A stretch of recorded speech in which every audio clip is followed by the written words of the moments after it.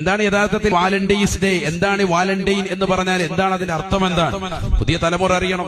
3-ാം നൂറ്റാണ്ടിൽ Rome ഭരിച്ചിരുന്നതാകുന്ന Claudius ചക്രവർത്തിയുടെ കാലഘട്ടത്തിൽ കത്തോലിക്ക ബിഷപ്പിന്റെ പേരായിരുന്നു വാലന്റൈൻ എന്ന് പറയുന്ന ഒരു ബിഷപ്പ്. റോമിലെ ഭരണാധികാരിയാകുന്ന ക്ലോഡിയസ് ചക്രവർത്തി ഒരു നിയമം പാസാക്കി. നാട്ടിലുള്ളതാകുന്ന യുദ്ധത്തിന്റെ വിളംബരമുണ്ടാകുമ്പോൾ അതിൽ ശ്രദ്ധ കേന്ദ്രീകരിക്കാതെ യുദ്ധത്തിനൊന്നും വരാതെ പരിപൂർണമായി കുടുംബത്തെ നോക്കിക്കൊണ്ട് ഒതുങ്ങിക്കൂടുന്ന ഒരു സ്വഭാവം വിവാഹം കഴിച്ചവരിലുണ്ടായിരിക്കെ രാജാവ് ക്ലോഡിയസ് ചക്രവർത്തി പറഞ്ഞു, ഇനി ഈ നാട്ടിൽ ആരും വിവാഹം കഴിക്കാൻ പാടില്ല, വിവാഹം കഴിക്കൽ നിർത്തലാക്കാൻ കർശന നിയമമായി വിലക്കേർപ്പെടുത്തി. പക്ഷെ ഈ വിലക്കേർപ്പെടുത്തിയതാകുന്ന വിവരം കത്തോലിക്ക ബിഷപ്പാകുന്ന വാലന്റൈൻ എന്ന് പറയുന്ന വ്യക്തിക്കും അറിയാം. അദ്ദേഹം എന്ത് ചെയ്തു?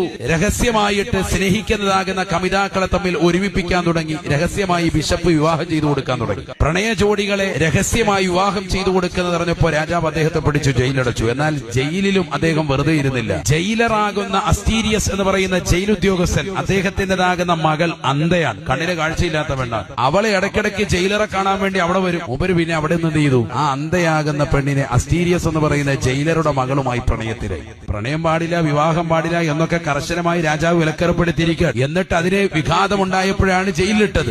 ആ ജയിലിലും പിന്നെയും പ്രശ്നമുണ്ടാക്കിയപ്പോ രാജാവ് പറഞ്ഞു, എന്നാൽ അവന്റെ തല വെട്ടിക്കോളാൻ പറഞ്ഞു. വാലന്റൈൻ എന്ന് പറയുന്ന ബിഷപ്പിന്റെ തലവെട്ടാൻ AD 270 ഫെബ്രുവരി 14 ഓർഡർ ഇടുക. തലവെട്ടുന്ന ദിവസം 14 ദിവസം എത്തി. അദ്ദേഹം പോകുന്നതിന്